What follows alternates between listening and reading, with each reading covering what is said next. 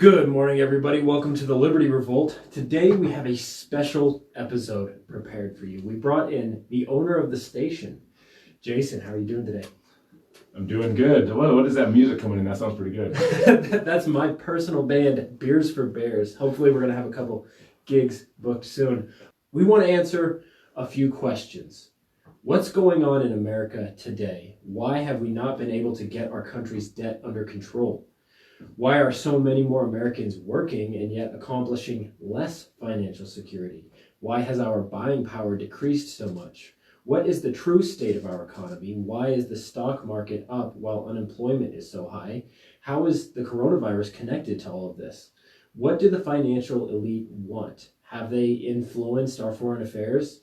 And to what extent?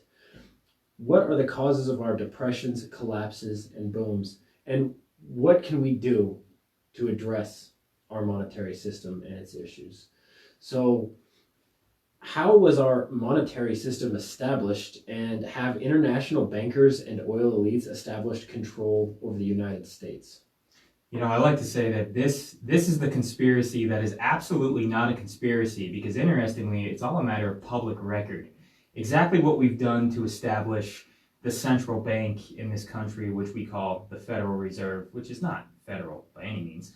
In the history of these central banking institutions, it's so interesting, and I've maybe met, 5 people in my day-to-day life who understand the debt money system that we use in the US. And, people ask why we can't get out of debt. It's because we create money out of debt. And the convoluted financial system that we have precludes any understanding unless you're really going to take a lot of time to sit there and understand this. And most people don't, because it's boring. But once you realize what's going on, the light switch just goes bing, and you see what's been happening. Right. So many of the other social issues and political issues that we deal with are just fluff on top, because at the foundation of all of these issues is our money system. And if you don't understand that, then you really can't understand anything else going on in our political world. I agree. We'll go deep into it today. I would say it is a conspiracy and here's the thing about conspiracy and why we love this station. Conspiracy is what the criminal tells you, so you stop investigating their crime. That's how they use it today. Conspiracy is a real thing. People get together and they conspire to do something against someone else. And so I actually look at the word conspiracy as a positive, although that is what everybody else look at as a negative. So yeah, conspiracy, and then we're going to talk about the biggest conspirators in the face of world history, which is these global bankers. And, we'll trace a little bit of history, and we're going to talk a whole lot about, all of American history is based very strongly on what these central bankers have tried to do throughout history. And we'll cover the American part of it really strongly today. Right. Yeah, a lot of people don't realize why we fought the Revolutionary War, why we fought the Civil War, and why we've fought many of the wars we've been involved in. And, people can say it's because of this issue or that issue. Follow the money. Always follow the money. That from the beginning of time. And I think if we're talking about even antiquity here, the only time Jesus in the Bible ever used force, physical force, was against money changers. And whether you're religious or not, I think that can tell you something about the state of banking, even from antiquity to now. And, we can tell you it has only gotten worse since then. Right, and it started 2,000 years before Jesus Christ. Right. Yeah, can you imagine Martin Luther King whipping money changers? It's basically the same thing. It is the same. He led peace marches, but if he had his chance to change things, I'm sure he would have gotten angry enough to do what Jesus did. So, what is a money changer? Money changer could be anybody in a financial system that takes the value of something in exchange for something else. Money changing isn't exactly a bad thing. So, if you go back earlier in history, the goldsmiths were really the money changers, and the goldsmiths, even in say England, or when we have a monarchy, became very powerful because they were able to have their hands on the money that was being used. So even gold was used against the people throughout history. The Federal Reserve, which is a central bank, is like the ultimate plateau of a money changer, because They simply create wealth for themselves and produce nothing. Whereas the goldsmith, at least when he was ripping off the king or other people, he was producing gold coins and minting coins. And even though these guys, these money changers, are thieves, at least the goldsmiths in early history were producing something of value. Whereas central bankers, they take the idea of money. And money is an idea. Ideas can be corrupted. An ounce of gold is just a commodity, and it's always going to be an ounce of gold. So what the central bankers figured out is, hey, how do we get people to give us their number one commodity? We all have one commodity that matters. Time is money. It is the same thing. Central bankers have figured out how to take our time and give it to them. Interesting. And so what the goldsmiths figured out initially is that they had the vaults and the capability to store other people's gold, and then they would give people notes that were supposed to represent the gold that those people had held in the goldsmith's vaults. And what they realized is rarely, if ever, at one time would people come and withdraw all of their gold. So they started giving out more notes than they had gold in their possession. And this is the foundation of reserve banking. Right, and I mean the principle of this, of course, is interest. Is because when you loan out more money than you have and people have to pay it back with interest, you're going to get the principal and more simply by retaining the interest that people give you, and you never have to see an ounce of your gold move away from your bank, especially if you're just giving away these notes. So really, it's a brilliant idea, and we call this fractional reserve banking. And in the US, we have a big fractional reserve banking system. We'll be right back. I always take it out. I gotta say something on the way out. This is Liberty Vault. We'll be right back.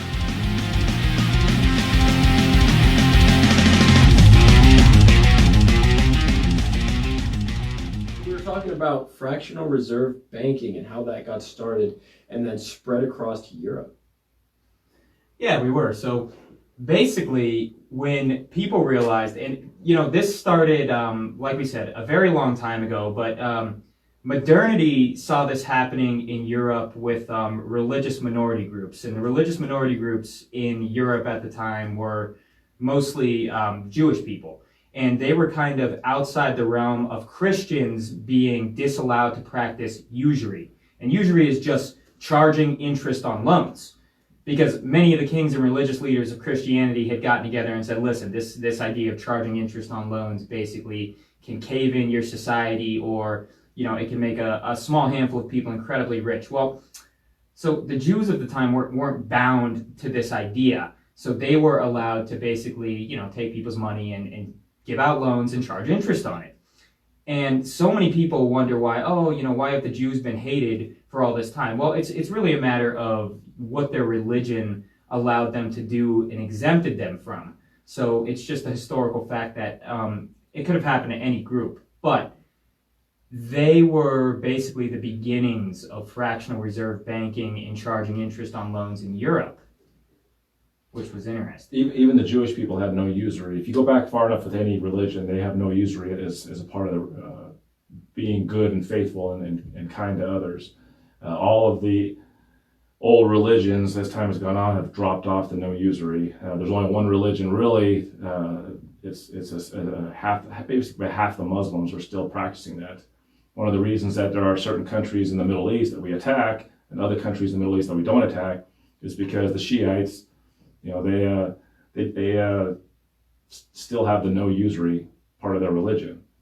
The Sunni, well, they gave it up. So Saudi Arabia, they're like, hey, with interest, yeah, bring your bank in, and I'm going to get into that history. I should just get into the history a little bit because it'll take a little bit of time. Yeah, please. And I'll end up there real quick, but fractional reserve lending is a little bit different than central banking. Fractional reserve lending is a little bit more of a new idea, and that is how the banks are able to take their fake money and roll it over into even more compounded interest. So I'll get into that in a little bit. Let me start with the history of central banking as pertains to America. Central banking, in the form that it is, kind of started a few hundred years ago at the Bank of England. The Bank of England is called the Mother Bank. It's where the central banks really got their start. The Rothschild family started central banking in Europe and other European countries. Amschel Rothschild had 5 sons, sent them all over the continent of Europe to set up basically franchises. And slowly but surely, what Rothschild figured out was, I'm a banker, and banks are actually a legitimate business. I loan my money, I get interest back on my money, that's a business. Governments are the best business. Governments can protect the ability to pay back because they can tax the citizens. And so Rothschild figured this out very early on, way before America was even created. And as the Rothschild family became richer and richer, they started siding both sides of a war. Right, starting with Napoleon. Yeah, well, and even goes before that. But yeah, Yeah. Napoleon and in the English, that war there, which is very close to that was in the 1800s. They figured out how to fund both sides of the war, and they became very rich off the interest from both sides. They could also manipulate the war in any way they wanted. Right, and the war is the greatest generator of debt. Correct. Right. Yeah, it's a huge tool. So that's got started in the Bank of England. Here you have this little island nation, and actually through a fair money system, became the most powerful nation on earth. Right, Off of a little island. the tally stick. They used tally sticks. A tally stick was a branch basically that was polished and then chopped in half, and the tallies would be put on both sides, one for the lender and one for the borrower. And by this, you had a very specific individual loan, and they went off tally sticks for 700 years. This was a fair money system. Well, the bankers got in there and turned it into a gold-only money system, and then got their central bank in place, and the King of England had to serve the bankers. Then the people of Europe who were being ruled under central banking, then well, hey, there's this new world. There's a new world, let's get out of here. One of the main reasons besides religious freedom was economic freedom. Go out, go to this new world, put your hands in the dirt, and build something out of nothing, and it becomes yours. So the American colonies were created, and the banking system wanted it all. They wanted all of it. They would not mint enough silver and gold coinage, copper coinage, for the colonists to actually prosper in their time and efforts. So can you speak about colonial script? Yeah, so colonial script is paper money that the colonists in Pennsylvania and other parts of the colonies, they went to this paper money to escape the inability to have money in their system. Because if you have no money in your system and you're growing barley or hay or corn, well, then when the King of England taxes you, you have to give up all your commodities because you don't have any coin to pay him. And they milk off of a system of trade where there's no coinage to actually have commerce. So colonial script was Benjamin Franklin and the colonists of Pennsylvania. They started minting their own paper money. They started printing it, and they started prospering. The mercantile class started gaining a lot of power, and you could actually grow. So you're saying our standard of government living. was issuing its own debt-free currency. That's correct. So you had this debt-free currency, and England's like, oh well, we're going to make the Stamp Act, and we're going to crush your currency. They sent over bales of counterfeit colonial script and destroyed the currency. The people of Pennsylvania were minting just what they needed for the people in that area. Right, just enough to facilitate trade. England, decided we know how to crush a paper currency. We'll just inflate it by making too much of it. So a lot of the reason why the revolution, well, I would say the biggest reason that the Revolutionary War happened was because they wanted control of their own assets. They wanted to have their time and effort to build this nation in their pockets and not giving it over. The Boston Tea Party wasn't just about taxes. It was about, we don't want this tyrant telling us what we can or can't do and stealing all of our time and effort, all of our money. So the Revolutionary War happened. No Bank of England, no England. You got a brand new nation. You have the Declaration of Independence and you have the Constitution.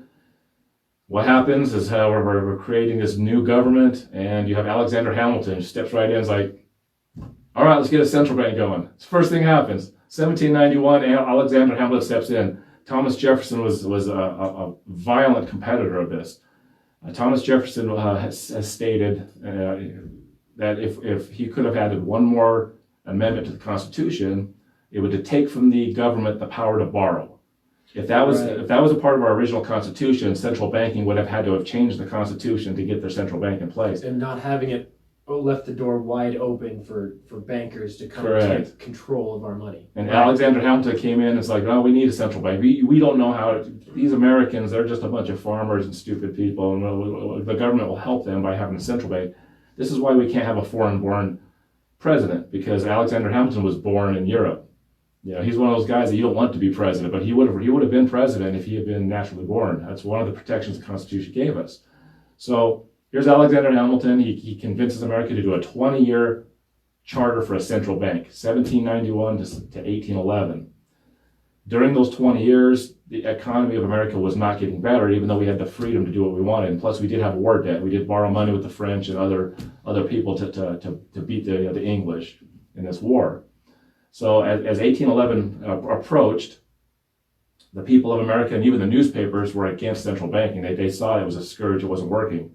And even though the Bank of England had paid for many of the people in Washington, you know, they had many congressmen and senators in their pocket, they weren't as controlling as they are today. So they had a vote for the new charter, a new 20-year charter, and they voted by one vote. They voted out the central bank. And the Bank of England, the central banker said, you need to recharter this bank or there will be war. Right, and all this was during the heart of the French Revolutionary War. Well, yeah, and it's the same time frame. It's 1811. So the reason, if you're listening to this show and you're wondering why the War of 1812, it could have been the War of 1808, it could have been the War of 1816. Why the War of 1812? It's the War of 1812 because the central banks had just been wiped out of our system, and they decide, well, okay, England, now it's time to go in there and kill people. Wow. So I think we should speak a little bit to exactly what a central bank is. And a central bank, for the most part, is usually a privately owned bank that mints the currency for an entire country, loans the government of that country money at interest, and then makes sure the government taxes its people so it has enough revenue to give back to the central bank. Interest, to pay the interest on the debt. Right. So what the Federal Reserve does is it actually controls the amount of money that's in the economy, and it controls the interest rates. So the important thing to remember here is that most central banks, and when we talk about central banking, they are not government-owned entities. They are private entities that do basically whatever they want to do without federal oversight. It doesn't matter if it's called the Federal Reserve. The Federal Reserve, the central bank of the U.S., has never been audited. Never once. So you have a debt money system where, you know, technically the most giant leaps of monetary faith can happen, which probably need an audit more than anything else you can imagine if the federal government is actually to have power over our money, and that's never happened. So there's no audit because the Federal Reserve did something that the first bank, the first central bank is the first bank in the United States. Right. The Federal Reserve has a power that bank didn't have. These bankers, they have families that their sons, their grandsons, their great grandsons, they learn this history. Our kids, we don't learn this stuff because we've been taken over in 1913 by the Federal Reserve. Let me show you how. Let me finish the little history, and you'll see how it is that they don't get audited. So the War of 1812 happens, and now we're fighting the English again, right? And I like the way the history says, well, we beat the British in the Revolutionary War, and we beat the British in the War of 1812. In the War of 1812, we essentially didn't win any battles. Almost every single battle we fought, we either lost or it was a stalemate. And the history books say we won the war because the British left. Well, the British had a war that went on for 1812, 1813, 1814, and into 1815. And then they signed a peace treaty after Andrew Jackson. You know, Andrew Jackson actually, when the war was being finished, they were signing the peace treaty in England. The war was essentially over when Andrew Jackson destroyed the British at New Orleans, became a war hero. Why did the war end in 1815? Well, all that money that America borrowed to fight off this huge army became a problem. How are we going to pay off this debt? Well, we need some smart banker guys. Let's do another charter for another central bank. And in 1816, a new 20-year charter for the second bank in the United States was formed. This bank was even worse than the first one and was more tyrannical than the first one. Andrew Jackson became president in 1828. He actually lost the election of 1824 under the corrupt bargain. The bankers backed Henry Clay. Henry Clay lost. He was in fourth place. There was four candidates. Henry Clay came in fourth. He was the banker candidate. There was John Quincy Adams, but Andrew Jackson was the outright winner. He just didn't have enough delegates. You have to have a majority of delegates to win the election. So John Quincy Adams and Henry Clay got together with the correct bargain, gave the election to John Quincy Adams, who then did the bidding of the bankers, which was keep the bank, keep the bank. Let's keep the bankers want to keep their guys. They just back in the 1800s, they just didn't have the influence they have today because they had to build it. Andrew Jackson was then swept into election in 1828. People were pissed that this thing was going on, and he declared war, a war against the bankers. It wasn't a physical war. It was, I want to get rid of central banking. One of his quotes is you gentlemen will destroy 10,000 families, and that is your sin. If I allow you to continue doing what you're doing, it will ruin 50,000 families, and that will be my sin. I'm going to rout you out, and by the eternal God, I will rout you out. And he spent his 2 terms eliminating the central bank. He's the first president that there was an assassination attempt against in 1835 when Both pistols misfired. Both pistols misfired. It was divine intervention that he survived and was able to eliminate this bank. Sure. So the bank's charter wasn't up for a vote till the last year of his second term. No. So his first term was 1828 to 1832. 1832 was the election year. He was inaugurated in 1829. So in his re-election year, Daniel Webster and Nicholas Biddle was the president of the bank, and Henry Clay, these banker-backed candidates, and the president of the bank, Nicholas Biddle, decided he's gonna re-sign. They put a legislation in front of him and say we're gonna early recharter the bank, because if Andrew Jackson gets reelected, the recharter issue was 1836 when Andrew Jackson's president. It was going to be dissolved. They were going to destroy the bank. So here it is, his re-election. They know they're losing. Let's put it in front of him. It's an election year. He won't take the heat. Early recharter, another 20 years past 1836 to make it go to 1856. They wanted an early recharter. And what happened was Andrew Jackson, they was put on his desk. He looked at it, and on July 4th, he signed the veto and he said, nope. On a re-election year, Andrew Jackson's like, take your bank and shove it. And he was then re-elected by a landslide and started destroying the bank and getting rid of it. In the first campaign where a president actually traveled around the country. You're listening to 1360 AM KHNC Freedom Radio. Liberty Revolt live stream viewers, my co-patriots here are giving me a hard time about my facial hair. What do you think? Let me know if I should keep it, if I should grow it longer, or if I should cut it off. Please tell him he should keep it. We want him to keep it. It looks fantastic, dude. Let me tell you. Thank you for tuning in to the Liberty Revolt. We were talking about Andrew Jackson. The best president in United States history. The only one to pay off the federal debt. Yes, absolutely. This guy destroyed the second bank in the United States. Nicholas Biddle ended up dying penniless. His bank was destroyed. Oh, yes. Andrew Jackson pulled all the deposits out of the bank, put them in what they called pet banks, which were state banks. Not only was the national debt paid off by Andrew Jackson, the only president to do it, there was reserves, which he then distributed evenly among the states.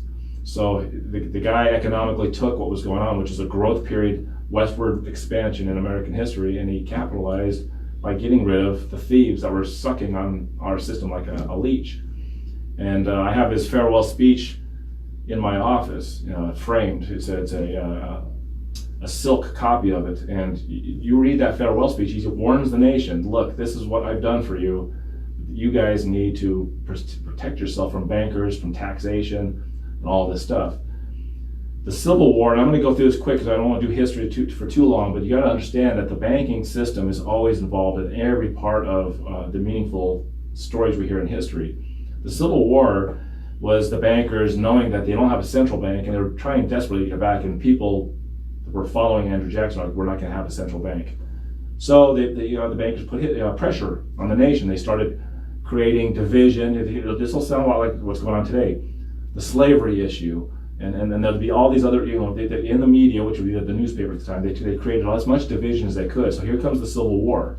The North versus the South. The industrialists in the North, and the cotton plantations, and the farms of the South.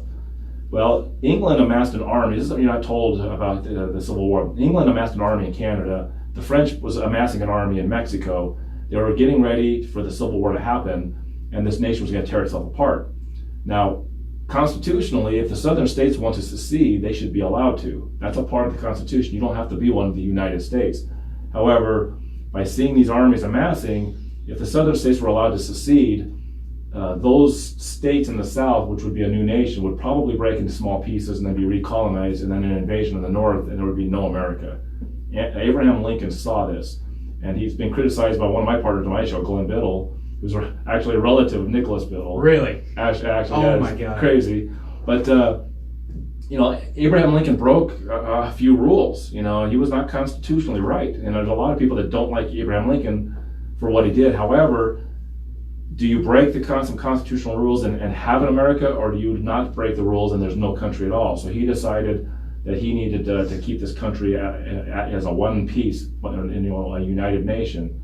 Yeah, he never emphasized defeating the South nearly as much as he emphasized unionizing. Preserving the Union Preserving the Union. was Abe Lincoln's modus operandi. I mean, he said it again and again, basically, that, if he could preserve the Union, break up banks, and keep slavery, and keeping slavery is what it took, that he would do that. That is how gung-ho he actually was about preserving the Union. And, people conveniently ignore that, of course. And so at the same time, the central banks had not established a presence Well, in there was no Russia. central bank. So in Abraham Lincoln's Russia. time, there was no central bank. The only central bank that really existed were the couple that were still in Europe, the Bank of England being the biggest one. Russia didn't have a central bank either.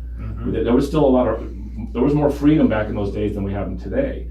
So Abraham Lincoln, he went to the banks of Americans like, look, I need money to pay troops and we need to keep this country together. And those bankers they get their loans from somebody else. It was always England. Okay, Abe, we'll give you a 37% interest to fund your army. Stuff it. So Abraham Lincoln knew, it's like, okay, so all this is going to do is create debt slavery. We could win the war off this interest and then lose. So he went back and he had his Treasury Secretary, and they got together, what do we do? And they started talking about Pennsylvania script. They're like, well, wait a minute, what did they do? They just printed it. Well, won't that cause inflation? Well, they said, yeah.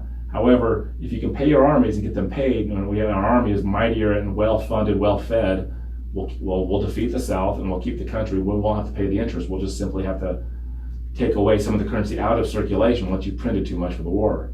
So they did it. They printed the greenback. The greenback was an interest-free paper money printed by the Treasury, which historians, if you looked at the national news, if they ever talk about this issue, it's fiat currency, and it was terrible, and it was horrible for the country, and it created depression after the Civil War, but that's not true. He printed so many greenbacks that there were songs written about how great it was. It was wildly popular, and it won the Civil War. The Russians, I'm glad you brought the Russians up, Dylan, because the Russians actually floated a bunch of ships down the Atlantic and told England and France to stay out of the war, that if they entered the war, they would enter the war also, because the Russians were trying to copy what the Constitution was doing for America. So it's interesting how much was actually going on worldwide in our little Civil War. Everyone was watching what was going on. And Abe Lincoln's greenbacks were going to become freedom for the entire world. The bankers panicked. And this is when they went all out. So the Civil War was won, and Abraham Lincoln gets reelected, and that's when they killed him. If they could have got him not to be reelected, they would have got their candidate in, which would have been George McClellan, who was the failed general of the North that they had replaced with Grant. George McClellan couldn't win the election, and they through their channels, John Wilkes Booth was a Southerner that hated Abraham Lincoln, but he wasn't the guy that planned this thing. And Abraham Lincoln was killed. And from 1866 to 1886, a 20-year span, they eliminated 80 to 90% of all the currency, including almost all the greenbacks, out of circulation, and created massive depressions and horrible economics, which they blamed on the North. They blamed on Abraham Lincoln's greenbacks. And from the end of the 1800s into the early 1900s, it was all about depressions and bad times, and then the people were suffering, and always there's not enough money, because the bankers knew that the more pain and suffering that they can instill, if they can keep their private banks linked together, even though they didn't have a central bank, they were still trying to keep their league of bankers together with the Bank of England. And then we get to with the Federal Reserve. So the bankers, the Rockefellers, the Warburgs, the J.P. Morgans, the Rothschilds, they got together in 1910 after they had caused another massive market crash in 1907. Was this Jekyll Island? Jekyll Island, so that's 1910. So all of this stuff, everything about this leaves, because they lost their second central bank in 1835. And they desperately knew that the only way to control the finances of this country and eventually the world is to have control of this central bank. America was a massive powerhouse. All of these assets in this new world was going to be controlled by this new free nation. And these bankers wanted it. They always want everything. They want all of it. So in 1910, a couple of these banker family, under Rockefeller, he was the monopoly guy. He was Standard Oil. But he knew that oil wasn't where it was at. It was in the money. And when Standard Oil was broken up, this is one of those things that you don't hear. Standard Oil was a monopoly. They owned 90-something% of all the oil at one time. But in the process of that monopoly being broken up, by the time they broke up Standard Oil and broke into 200 pieces, every one of the individual pieces of Standard Oil became more valuable than the whole of the company. And they went from a 90% or 95% share of the oil. By the time they actually broke up that monopoly, they were down to only 68%. So the actual system we have, capitalist system we had, was working. Even Rockefeller couldn't keep his Standard Oil monopoly. He was losing it. But he already had his eyes on something new, which was a central bank. And so in 1910, these banker families sent their agents to Jekyll Island under extreme secrecy. Right, they didn't use their last names so that the servants wouldn't even know. There was going to be a duck hunt on this island. They brought these guns, they never used them. And through the Jekyll Island meeting, they formulated a plan for a new central bank. They figured out that we can't have a bank that everyone knows about. We have to have a secret bank that people don't understand what it is for it to work. And we'll have to cover it. We're almost done with the history, but it's fascinating when you understand that every one of these things in history have to do with bankers and who controls the money. It's all on record. Look it up.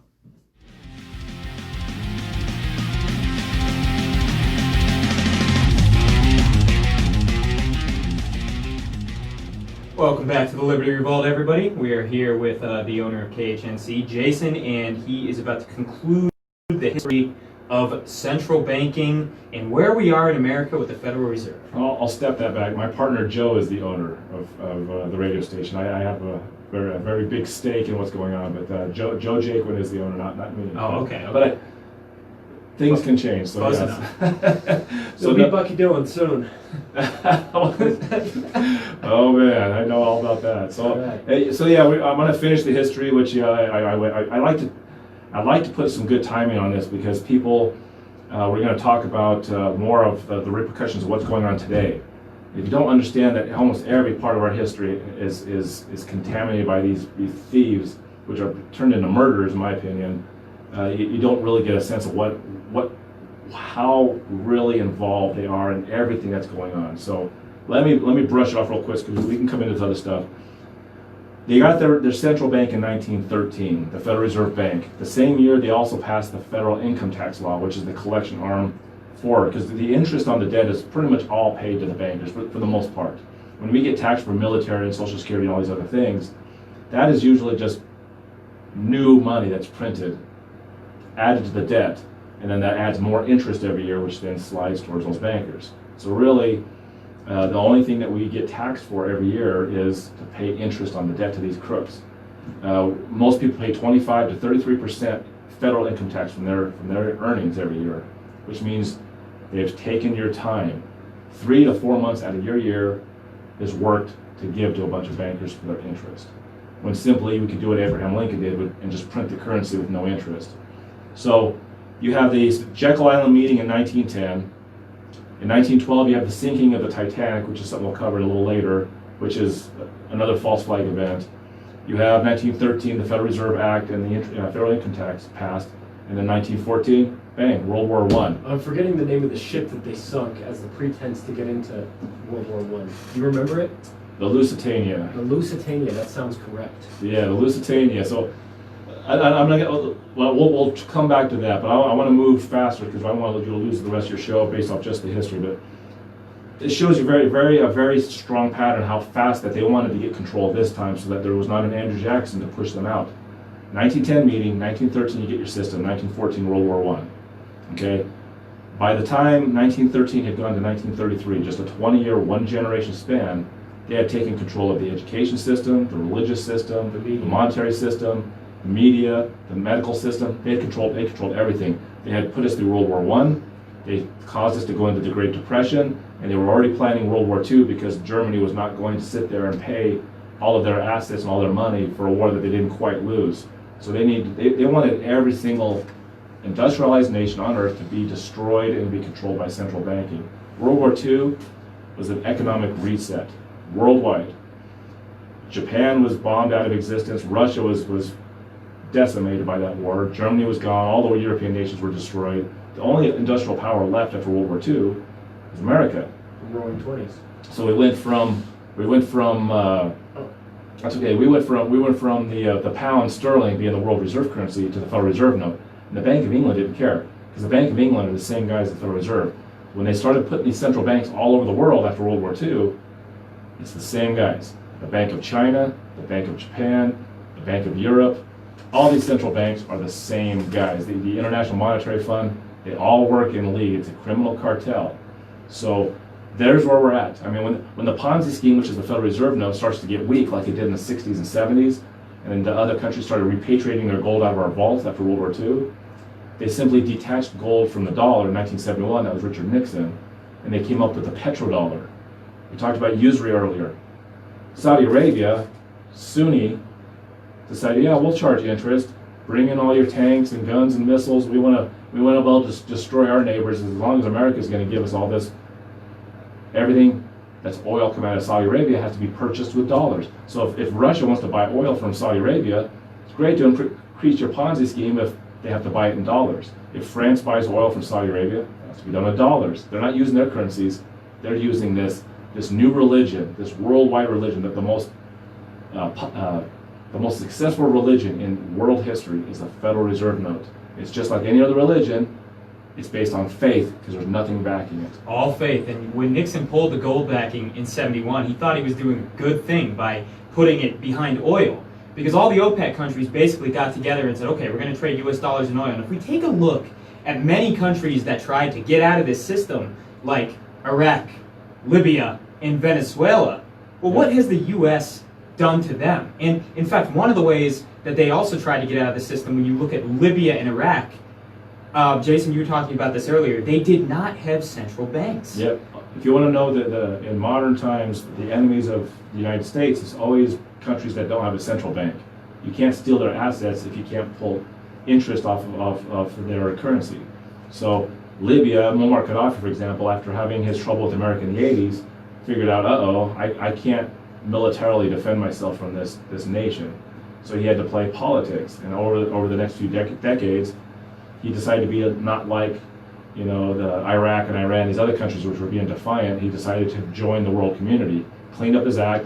Every time we sent, UN observers in there to check for weapons of mass destruction, all this stuff, he just obliged it, and he cleaned up his act. He started minting the gold dinar. He started selling his oil with gold coins, and this was going to be a new money system for Africa. He was going to be, freedom for Africa. And then you got Hillary Clinton and Obama go in there, bomb the hell out of them, arm these so-called rebels, and kill the guy because, once again, just like Abraham Lincoln, can't have a guy doing that. Can't have a free money system that competes with our system. Absolutely. And I mean, it's interesting that people look at someone like Muammar Gaddafi and say, oh, this was a great thing. He was a terrible dictator. He had this diktat of a country where he was bombing his own people. Look at Libya now. They have open slave markets, open-air slave markets where they take migrants from countries trying to make it to Europe on boats, and they sell them in the open market. Libya is 100% a failed state. And I mean, the years after we finally pulled out of Iraq, after we'd beaten the Iraqi army, it was the same thing, the destabilization in the region, all for these central banks. We'll be right back, folks. You're listening to the Liberty Revolt. 1360 AM, KHNC. Freedom Radio.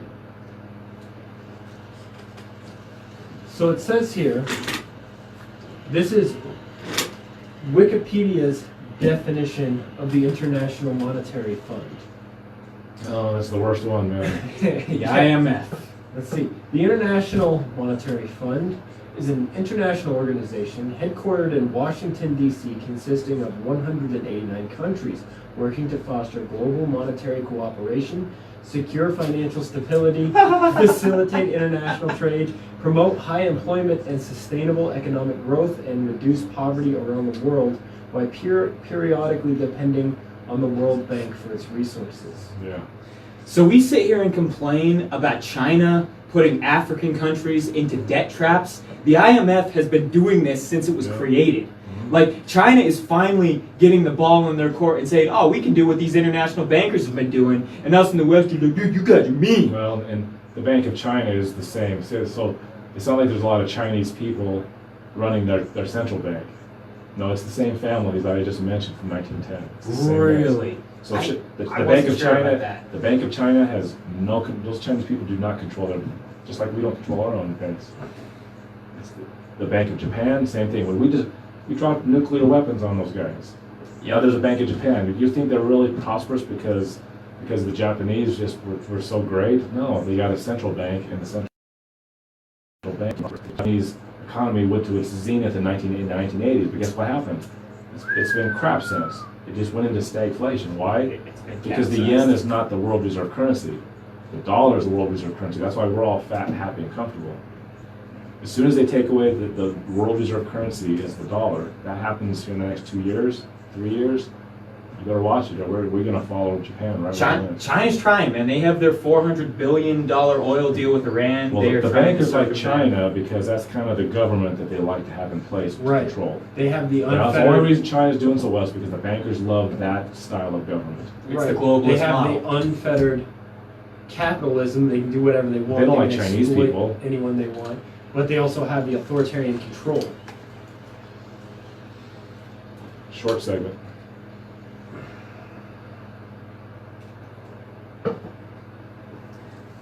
All right, we're back. Liberty Revolt. I like all of our new shows on the weekends. I like all the new guys on Saturday and the guys we have on Sunday. We're going to keep building this thing up and have good talent come on the air. And I mean, live radio in Colorado. I mean, almost every radio station out there, they have pre-recorded garbage, and they're not going to be able to compete against what we put on the air. So I'm happy to be here today with Dylan and Cole, and then talking about what I know about, which is the monetary system and why it's so destructive. And I'm glad we kind of ended with the history. We kind of got through the history, and we're going to talk. I think in the next hour we'll start talking about what's going on right now, all these issues. I mean, in the last few years, and what's happening this year, which is, to me, it's what the bankers do. They're getting ready to. A small group of bankers and industrialists, corporatists. The whole thing could come to an end because you could actually get change in government, which we have no ability. We have no ability. We can't even elect one single congressman that will stand against this. Every single congressman, every single senator, every president, they are all controlled by this system. Every one of them. Trump, Obama, Clinton. Doesn't matter. They're all controlled by this thing. Interesting. They all are.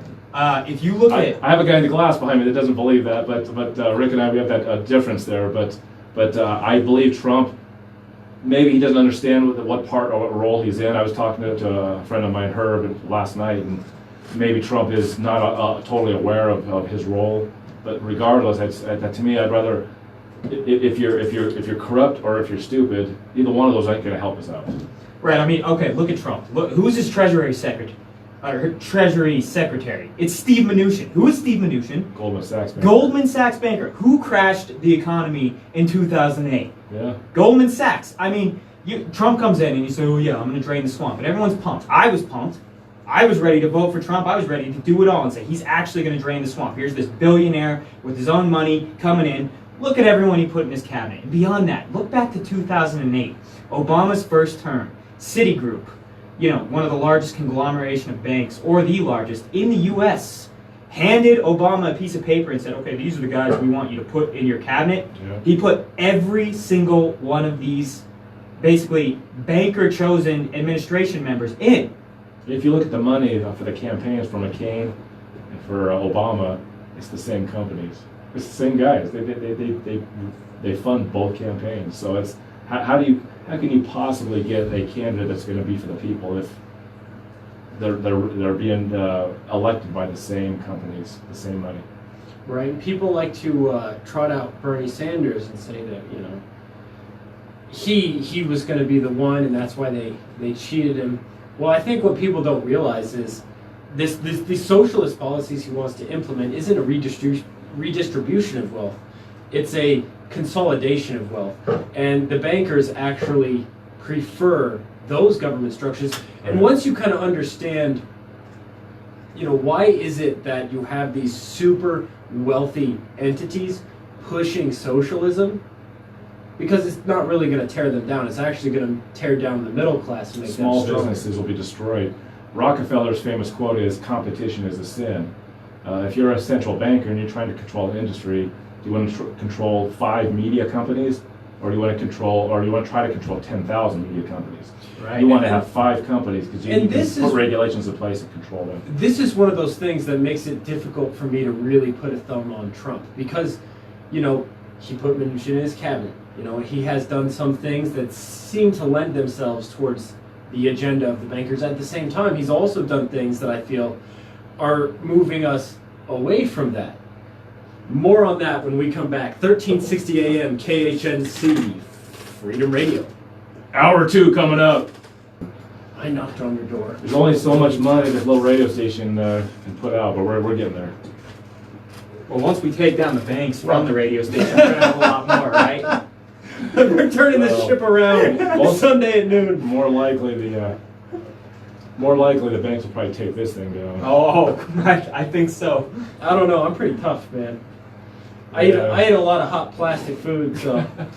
They're going to see that chinless beard and turn right the hell around. Yeah. That is central banks and banking and fractional reserve lending in general. And this is something that is almost esoteric to the point where people just go dead in the eyes when you start talking about it. And that's exactly what these people want. They want us to not be interested. I mean, why do you think you don't learn about these things in school? Why do you think mainstream media don't actually report on what caused something like the Great Depression? With very few exceptions, like Forbes occasionally will run an article and say, well, it was actually the banks. But the point here being is that people don't want to understand because it's boring. Well, and they also took over our education system, like I said, in the first 20 years of the Federal Reserve, and we have generations of Americans that have not been taught about money and how to keep themselves safe financially. Right. It sounds like, and I wasn't there at the time, it sounds like for the early years of our country, people used to talk about this stuff a lot. Mhm. And for some reason, our politicians, particularly our presidents, have stopped referring to them directly and have started referring to them in more and more obscure language. Is what has happened to our presidents who have tried to speak out against them in the last 100 years? Through our whole history, most of the anti-banking presidents would either have their lives attempted assassinations, or they were killed. And so John F. Kennedy, which we'll talk about, he was killed essentially for his policies that were against banking interests. I wanted to say one thing because Cole keeps bringing up fractional reserve lending. Let me do the basics. If you don't understand fractional reserve lending, I'll do the basics. For all that paper money in your wallet to exist, it has to be borrowed into existence. So what happens is the government's like, we need $10 billion. So the Fed's like, okay, prints up $10 billion in money and sends it to the Fed. The Fed sends U.S. Treasuries to the Fed. So now the government has $10 billion. What are they going to do? Well, they're not going to use cash. Government doesn't use cash. It's digital money. And they have to put it into one of their banks. When this bank gets this money from the Federal Reserve, any commercial bank out there, they now get to use that as reserves. And they get to print 90% more money against those reserves and not even use the 10 billion. So that 10 billion is there, and that commercial bank now has 9 billion in freshly printed money that didn't come from the Fed. Now, when that bank loans that 9 billion out to, let's just say, a construction company, well, they're not going to use cash. They're going to go take it to their bank. And what does that bank do? Oh, we got 9 billion in new money deposited, and they're going to keep that in reserves, and they print up 8.1 billion, another 90%.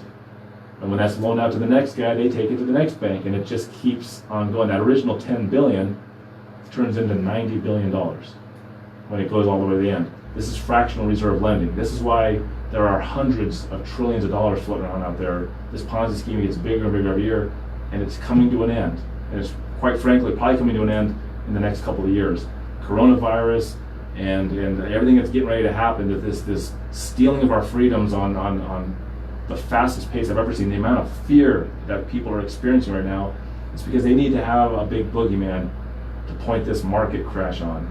And if they change the entire monetary system, we go to, let's just say, a new reserve currency. Let's just say the IMF does like some sort of a Fed coin or something.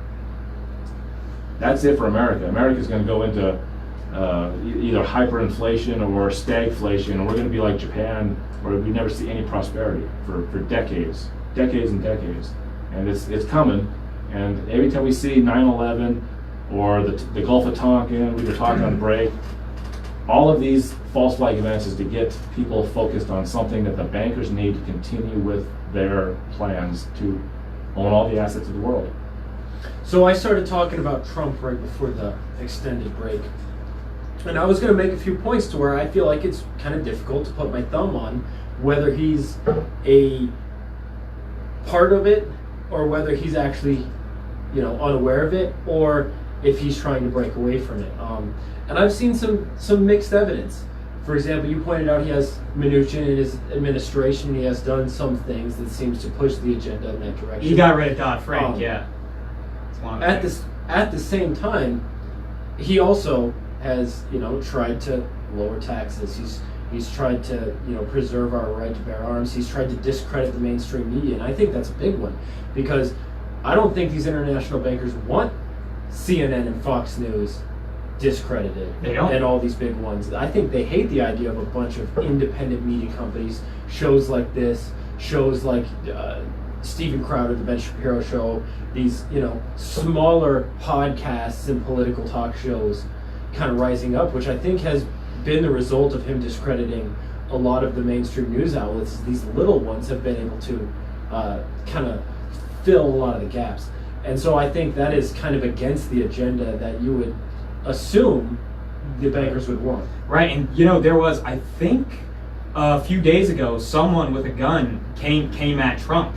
And if you're looking at assassination attempts for presidents, once again, it is almost always wholly connected with the bankers. And Trump is so bullheaded and ego-ridden that he's willing to just plow through these special interests to further his own personal ego, interest, and agenda. And that's one of the reasons why people really hate Trump, but that's actually one of the reasons that Trump has been sort of important for this country, because he has truly punched his way through the foam of the system to get his will. And even if that's crazy and insane and maybe he's not very smart, it may be working in our favor against the banks.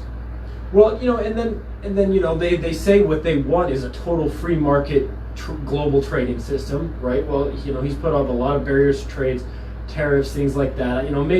Maybe some of those countries he's put them up against are countries that the banks would like to see, collapse economically. Right. At the same time, our relationship with China, you would think that they would kind of want to erase some of the borders between those countries. And Well, they already have those. That's why central banks are all, they work in collusion. So this is one of the things I don't like about Trump is I don't see any language saying I want to end central banking. You don't hear him talking about it. There's no candidate to talk about it because you can't be allowed to even mention that. You can't be in the halls of Congress and say my mission is to get rid of central banking. But we got a clip on John F. Kennedy. We'll play that in the next segment. don't you think that would be a second-term endeavor? You're listening to 1360 AM KHNC Freedom Radio. Trump killed the TPP. That's big. And NAFTA. The TPP would have allowed corporations to sue any government that would possibly interfere with their future profits. So it basically gave giant multinational corporations the ability to sue sovereign governments for any reason that they wanted and put them in debt.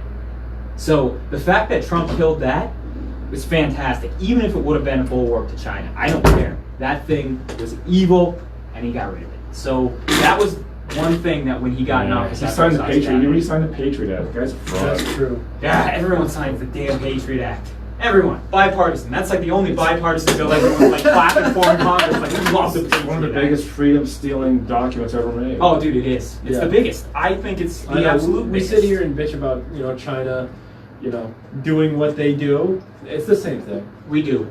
We're all wearing masks and told to go home, and we all just follow it. It's crap, man. Well, not all of us do. Not all of us do, right? Some of us are over here Yo. coughing. What's Oh, up? my throat. Oh, I know. What's up, guys? It's really a fraud. Here's the thing. More people are going to die of the flu this year than they did last year because of all the masks, all the spraying, all the stress, These are all immune system, this breaks down your immune system. When they shut down the entire country again here in a few months, the amount of stress that's going to, oh, go ahead, man. All right, so if a political leader such as Donald Trump wanted to upend this system, how would they go about it? That's the question. How would they go about it? Donald Trump doesn't write the laws. You know, the legislature writes the laws, and to get rid of the Federal Reserve, to abolish the Federal Reserve, the central bank of the United States, is going to take a lot. It's going to take a lot more than Trump, you know, kind of nutting up and getting in there and putting that bill in front of Congress, because Congress is going to laugh him right out of the halls. The last guy that made a legitimate attempt at changing this system was John F. Kennedy. Rick is going to play the clip here and listen to what he's saying. I mean, he signed Executive Order 11110, which he started printing interest-free paper money versus the silver dollars that were in federal banks. We printed $4.5 billion worth of this stuff. The 10s and the 20s were being printed when he was assassinated. Those were all taken off the presses and burned. The 2s and the 5s were then pulled out of circulation. So listen to what he says about secret societies and secret peoples and the things that we shouldn't have going on. Let's listen to John F. Kennedy.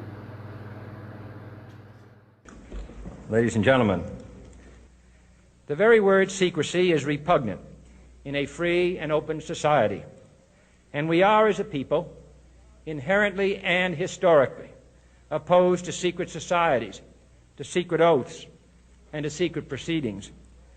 We decided long ago that the dangers of excessive and unwarranted concealment of pertinent facts far outweighed the dangers which are cited to justify it. Even today, there is little value in opposing the threat of a closed society by imitating its arbitrary restrictions. Even today, there is little value in ensuring the survival of our nation if our traditions do not survive with it.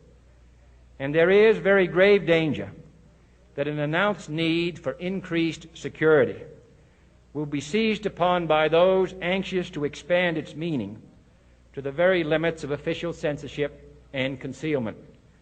That I do not intend to permit to the extent that it's in my control.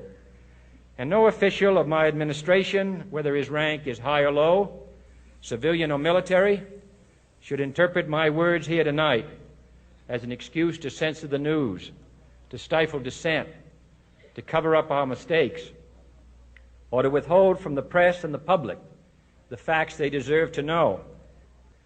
For we are opposed around the world by a monolithic and ruthless conspiracy that relies primarily on covert means for expanding its sphere of influence, on infiltration instead of invasion, on subversion instead of elections, on intimidation instead of free choice, on guerrillas by night instead of armies by day. It is a system which has conscripted vast human and material resources into the building of a tightly knit, highly efficient machine that combines military, diplomatic, intelligence, economic, scientific, and political operations. Its preparations are concealed, not published. Its mistakes are buried, not headlined. Its dissenters are silenced, not praised. No expenditure is questioned, no rumor is printed, no secret is revealed. No president should fear public scrutiny of his program, for from that scrutiny comes understanding, and from that understanding comes support or opposition, and both are necessary. I am not asking your newspapers to support an administration, but I am asking your help in the tremendous task of informing and alerting the American people. For I have complete confidence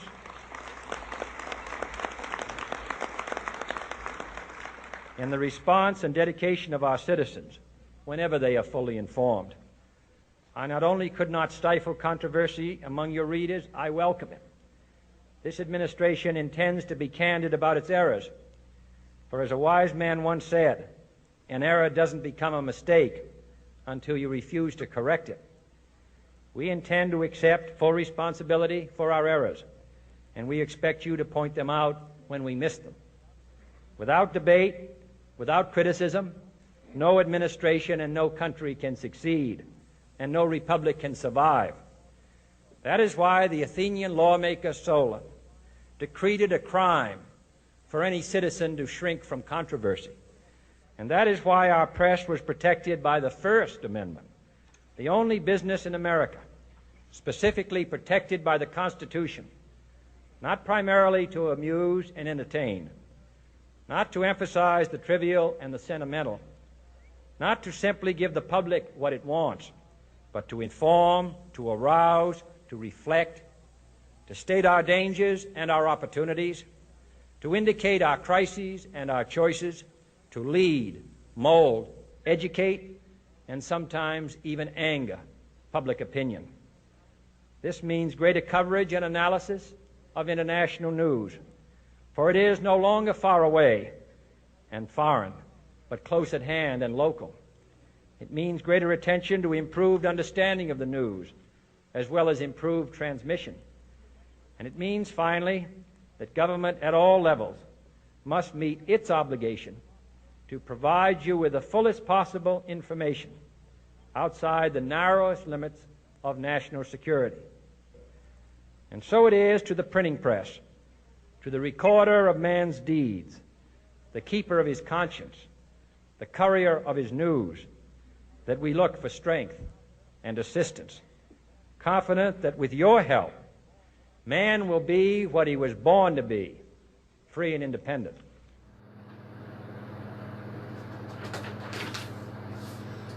Okay, that's it. Go ahead, Dylan.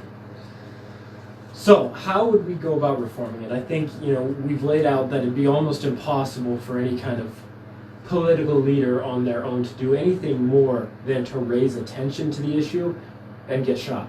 Right. So it really is going to come down to individuals and small media companies such as our own, small radio stations, to raise awareness as far and wide as we possibly can. And it's something you do a lot with the Patriot Trading Group. Yeah, and I'll say this, I'm not sure there is a cure or a solution to the government that we have, that we've allowed ourselves to be ruled under. The government really doesn't do anything except for the job they're paid to do now.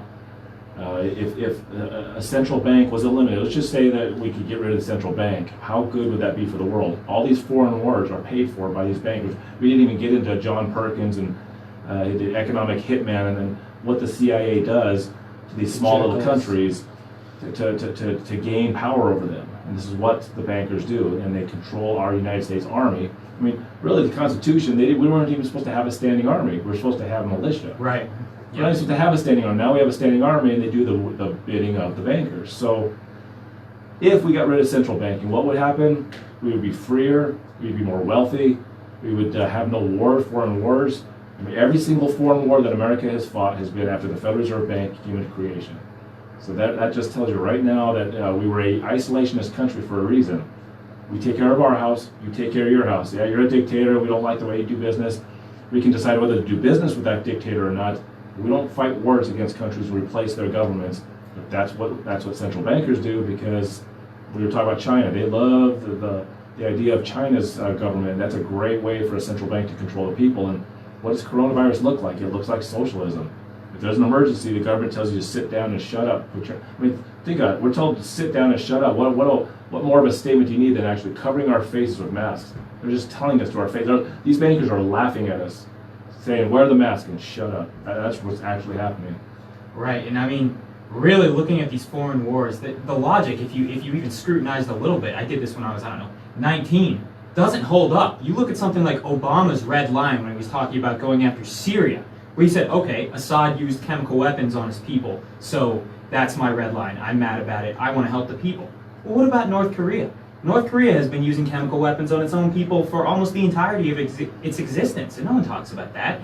So even there's a breakdown not only at the rational level, but at the philosophical level here, and we can see that. We don't need to even look at this cabal of banking interest. We can see simply that these wars are not what they seem to be. And then if we follow the money, we can actually understand what is funding them and what is going on and why they're being fought. So Dylan, I like the optimism. So when I first met Dylan, he started talking about doing a show. He's got the optimism, because younger people, they want to have solutions. They want to have, hey, I want to fix things. The only thing I'll say is this: is as far as a solution, I don't see it. I don't see any path to it. We were reflecting the Roman Empire, and all you hear about is the rise and fall of the Roman Empire. It's like a big fat book you can buy. But what happened after the fall of the Roman Empire is the Dark Ages. I've said this many times on my show. The Dark Ages lasted for hundreds of years. You had peasants and you had lords. And that was it. There was no middle class. The peasants did the work. They worked day and night just for food and a place to sleep. When the Lord had invaders from Germany or Vikings coming off the coast to pillage their area, that's why they built these castles, to fortify themselves from invaders. The peasants would come into the castle and help the Lord fight to keep his possessions. And then when the invaders left, the peasants had to go back out and rebuild it, and this lasted for hundreds of years. I think the only way America changes is pain and suffering.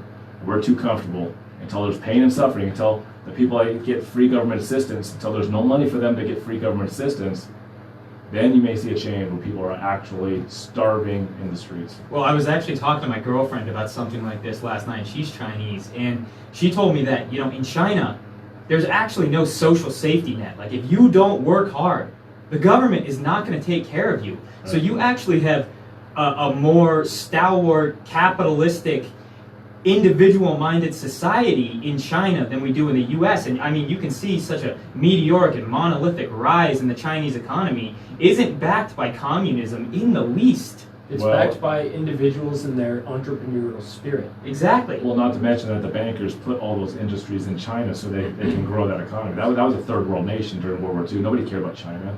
Japan was just whipping that country and trying to steal everything. And I mean, the Chinese and the Japanese hate each other.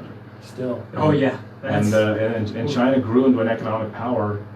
It was not their doing. It was given to them because of their style of government. Mao was horrible leader. Oh, absolutely. Well, they also transitioned from an agriculturally based economic system to a manufacturing based economic But it was system. given to that was our industry that went over there. Yeah, remember our central bank decided, hey, I got these corporations, they want to make money. Well, let's just send that cheap labor over there. We're just going to send it over there. That should have never happened. If you didn't have a central bank, industry would have stayed here. We still have Absolutely. it. Well, it's interesting, Jason. I like what you were talking about before about walled cities and invaders and especially hardship, because it was actually the Mongols who ended the era of walled cities in Europe after they invaded over the steppe. Think about that. The Mongols ended knighthood in walled cities in Europe. And the only reason the Mongol Empire broke up, get this, is because of the bubonic plague. The plague, a pandemic, a global pandemic, broke up pretty much the most free, the most egalitarian, the most disrespectful of aristocracy empire ever to exist, the Mongols. So look where we're at now. I mean, We don't have a bubonic plague though now. I don't believe it. Dylan, what do you think of coronavirus? Does this thing scare you at all? To me, it's completely No, false. I'm not worried about the coronavirus. I'm much more worried about our government's overreaction to it, Yes. and people going along with that overreaction and socially chastising each other when people don't go along with it. I think if you're old, if you're sick, if you have health problems, you should stay inside. And otherwise, the faster you can get it and get over it and be able to. The sick category or the elderly category, you got to be a little more conscious of your surroundings. right. Now, I mean, I'm never gonna conscious. I'm conscious of it here, and I wear a mask because I live with my 81-year-old grandmother and my mother who has a compromised immune system, and that's not by choice. That's because I fled here from China when this whole thing started, so that's why I'm with them. But that's why I do it. You're listening to 1360. I don't wear masks. KHNC Freedom Radio.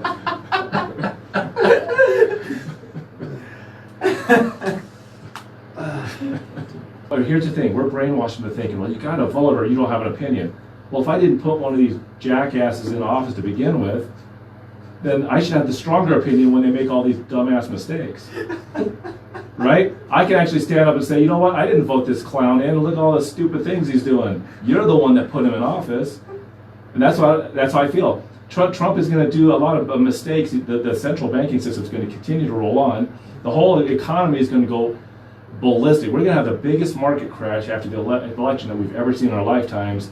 and we're going to go into coronavirus shutdown like we've never seen before. Everybody that thinks this thing is over with, it's going to come on as hard as we've ever seen. Schools will be shut down. There won't be no sporting events. I'm pretty sure that Walmart will be delivering food to people because they don't even want you to walk around in public. I mean, that's how bad this next market crash can be. There is so much gloom and doom coming our way. We could go down with a president who wants to censor our media outlets and take away our guns, or we could have at least a shot with a president who wants to lift up independent media and the Second Trump Amendment. Trump is the president that's setting us up for Jared Polis to do all those things. Here's the thing. Maybe Trump acts and says that he's the guy that's going to help us, but all he's doing is he's serving the ball up so that this Democrat president comes in 2024 and hits it out of the park, which is take away the money, no physical money, no paper money. There's going to be no guns. You know, they're going to have these vaccinations, and hey, it's constitutional, your right not to get a vaccine, but then you can't go anywhere in society if you don't have a little red mark on your license that says I was vaccinated. They are going to ostracize and take us freedom-loving people and stick us in a little box somewhere, and it's where we can't talk to anybody. Yeah, see, this is the pessimism. I'm gonna serve it back to you with a point of optimism here. I genuinely believe this country is moving towards liberty on an individual level. And I think as long as we have our firearms and we're taking care of our families and we're willing to take a stand and raise our voices, we can take the system back. Check this out, Dylan. Here's how they take the firearms. Most Americans in the future, this is how most Americans, I would say 90% of all the firearms in this country, in the near future, I would say about 5 years, 10 years from now, they're going to give them back. They're going to give them out. What's going to happen is we're going to go to a cashless money system. When that happens, that means there is no coins, there is no paper money. So anybody that's purchased a firearm legally, like with any kind of receipt or paperwork or registration or a background check, they know you own those firearms. So if you don't have them with no paper, you know, they know you have them. So when Jared Polis, or at the end of Trump's term, they decided to make any semi-automatic firearm illegal, which means a pistol that you pull a trigger, they're going to send a note to your home that says, turn in these firearms that we know you have. And when you don't, they just click a button, you are financially shut off, and now you either starve to death and keep your firearm, or you turn your firearm in so you can pay the rent and raise your family. And that's what they're going to get rid of most of the firearms in this country just based off the money. They tried to say, what do you think? we're getting a second call. I'm going to say this, and I'm going to leave it at this. If they try to take our cash away, 1776. They're taking the cash. Look what coronavirus has already done. Coronavirus has already had all these companies saying, we're not going to take cash, it's dirty, it's going to make you sick. They're getting rid of the cash. Well, they're opening the door for my company to take off because I'll take all your cash. So gold is always, gold and silver never really go up. It's not an investment, it's just a commodity. So when the currency, whatever the currency is of the day, is being printed out of control, it just simply brings the amount of currency versus gold up. So gold could I know gold is probably by 2024 is going to be $15,000 an ounce because of where this economic system is going. In the same time frame of between now and about 5 years from now, we had the same thing when gold was about $200 and went to $1,500 an ounce. So just the way they're printing money, the way they're doing it now, gold will go from 2,000 an ounce to 15,000 an ounce. All gold and silver does is protect your savings. It's a savings tool. When you hold cash in your bank account or you hold it under the mattress, the central banking system, this is their money. It says right across the top of the money, Federal Reserve note. They steal that money out from under your mattress by killing its purchasing power. So gold, when we talked about lords and the peasants, the only way in the future that to protect yourself is to become a lord. And the only way to become a lord is to own property and to own assets like gold and silver. So this is why I sell gold and silver on the radio station on my show, because I'd rather end up as a lord than a peasant. I don't see any way of eliminating these central bankers. They actually, if this turns into a global monetary reset like World War II, which I believe it will be, They're going to try to put it back They'll on gold probably- because they control the gold. there'll be Exactly. there'll be a gold-backed world currency of some sort, but it'll only last for a short time because they don't want gold. But they're going to have to do it because they got to rebalance the whole monetary system. Central banks have been buying gold in record amounts in the past There you 2 go. months, right? Buffett just this weekend sold all of his Goldman Sachs stock and bought 20 million shares of a gold company. So what do you think, Jason? Should I dump all my stocks? I got a lot. get rid of all of it. Should I feel like I should dump it sometime Should get soon. rid of all of it. Yep. Gold and silver is just going to go where it's supposed to be going, which is more fairly against the dollar than it is now. You know, a lot of people have tried proposing a gold-backed currency, but what a lot of people don't realize is the U.S. Treasury, and this is what Reagan found out, and he was considerably shocked by. The United States Treasury has zero gold. We don't have any gold. Roosevelt confiscated the gold and took it all to Fort Knox, where it was never audited, and the knowledge that we have suggests that it was all sold back to England. If this is going to be a complete global monetary reset that we're getting ready to move into, gold may be necessary because this is basically the old Ponzi scheme dying, and they need to change it because they're not going to lose their power. So if this is why coronavirus or something like that is here, because they need to have a big fat finger to point at something. Hey, coronavirus has just shut down all of the world. The markets are crashing. Well, it was coronavirus's fault. In the middle of that, they're going to say, hey, we have the solution. It's vaccines and whatever else they can think up. Once you agree to all this craziness, yeah, well, and yes, exactly. They'll have a new monetary system, and then they'll say, okay, if you agree to all this wacky stuff we're doing and a lower standard of living, you can now go back to a football game. There's only enough for all the rich. I mean, if you and I own it, we only need a little bit to really help ourselves out for the future. But gold is a precious metal for a reason. If you melted every ounce of gold above ground right now, you could put it in the middle of a basketball court, we could sit in the stands and look at it. I mean, so there's not that much of it. So the currency is way overdriven. There's too many dollars, way too many dollars. Here's a good one to point out. Back in September and October of 2019, the repo market went belly up. There was a problem. And what the repo market is when the banks close and you're done, you can't go to the bank at night, the banks have to reposition themselves. If too many people withdrew money out of your accounts, they have to do an overnight loan with another bank to balance the books. In September and October, they wouldn't say which banks it was, but there were some major banks that could not balance their books. There was not enough money to loan these guys. And they went to 10%. So whatever bank was loaning the money to help one of these crippled banks out, they did an overnight loan of 10%. And the market, and so the Fed came zooming in. It's like, oh, wait a minute. What? It means that the whole economy is getting ready to crash and burn big time. So the Fed came in and put $50 billion into the pot, which means, okay, so the overnight loans will now be repaid by the bank to bank by this $50 billion. But it took less than a week and it was $100 billion. About another week later, they were doing $250 billion. Pretty soon the pot is up to $1 trillion. Now this isn't $1 trillion per day, it's $1 trillion in the pot, so that just so these banks can function. So then what happens? Well, China, who is the #1 foreign holder of US Treasuries, which is our debt, for the last 2 years they've been selling. They're getting out of it. Now Japan's back in the #1 position. What happened in December? The same month that China said, oh, there's this virus around here, China sold a record amount of US Treasuries, more than they had ever sold, and then Japan started selling US Treasuries. The Ponzi scheme that's a Federal Reserve note, it was dying, and all suddenly China has coronavirus. By the time February rolled around, our market started crashing, and that's right, when there's too much money, it becomes less valuable, then gold and silver starts going up, markets start crashing. Now you want to know why they're doing all this printing of money, these bailouts? They're buying themselves, like the last time they did quantitative easing in 2008, 2009, that bought them 10 years.